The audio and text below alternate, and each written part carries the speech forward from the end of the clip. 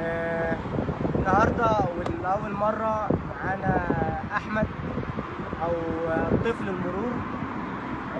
أحمد عايز يوصل رسالة لحضراتكم وللناس ولمتابعين السوشيال ميديا بخصوص المشكلة اللي هو تسبب فيها.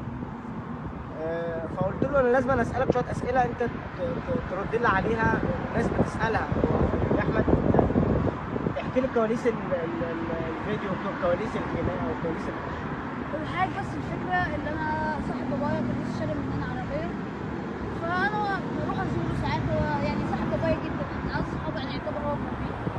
بس فانا كنت اليوم ده عنده، فانا نازل المفتاح كان جنب الباب، فقمت خدته وخدت بيها لفه، وكده كده ساكن جنب الميدان 200 متر بالكتير. خدت العربيه، رحت خدت لفه، خدت صحابي من عند جنينه وقدام بيته جنينه، لفيت عند رايح عند الشرطه اللي وقفني اول مره، قام ايه خبط المرايه. فانا كملت جري، وبعدين لفيت ورجعت له تاني عشان هي مش عربيتنا، هو خبط المرايه. فانا انت هربت منه ليه اصلا؟ ليه مشيت وهو وقفك؟ خفت، يعني خوفا عشان هي مش عربيتنا، ولا خفت ان هو ياخد الارقام وكده فجريت. بس فهو الفكره ان انا خفت، فلما عمل كده والمرايه وقعت، انا ما عايزه اعرف هتتحل ازاي عشان هي مش عربيتنا، يعني ازاي ارجع له المرايه فيها حاجه. بس فقمت رايح، رحت له تاني، وحصل اللي حصل في الفيديو،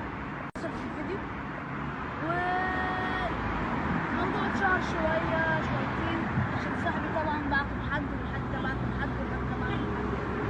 بس فهو بس الفكره ان انا طالع النهارده اعتذر للناس كلها، واعتذر لاي حد انا ضريته اللي هو اصلا شاف الموقف. وانا في يوميها اعتذرت لامين الشرطه زي ما قال في النيابه، وزي ما انا قلت في النيابه. انا طبعا بعتذر ليكم كلكم، وبعتذر لوالدي اول واحد عشان هو شحطت ورايا في النيابات وفي الاقسام. انا طبعا بعتذر للناس دي كلها وشكرا. طب وانت يعني ايه اللي اتعلمته من اللي حصل ده؟ الناس قالت عليك انت مش متربي. انا اسف. انت شايف ده شايف ايه؟ شايف ده منطقي ولا انت؟ طبعا غلط من عندي عشان انا غلطت، والناس طبعا ما تعرفنيش، فطبيعي. يعني انت عارف ان انت غلطان. طيب انا ما كنتش غلطان، ما كنتش رجعت وصالحت وقلت له انا اسف وبسني ونزلت وقعدت معاه، كل ما اعدي مع واحد صاحبي مثلا قاعد معاه يعني. انت كام سنه؟ 13. انت في سنه بتدرس ايه؟ يعني بتدرس سنه كام؟ تانية اعدادي. تانية اعدادي. انت لسه صغير. يعني اللي حصل لك ده كله اتعلمت منه؟ طبعا. وانا يعني زي ابن اي حد بيتفرج على الفيديو ده، وطبعا اي حد عنده ولد شقي ممكن يتحط في موقف زي ده، يعني بعد الشر عليكم كلكم. فيعني ربنا بيسامح ليه حاجاتكم مش هتسامحوني، يعني ده ربنا غفور رحيم.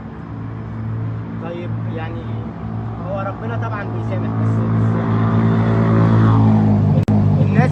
الناس هنا كانوا يعني عايزين يعني الناس هنا استاءت من الموقف ومن التصرف اللي انت عملته.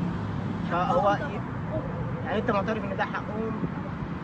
يعني انت الكلام ده هيتعمل تاني اصلا؟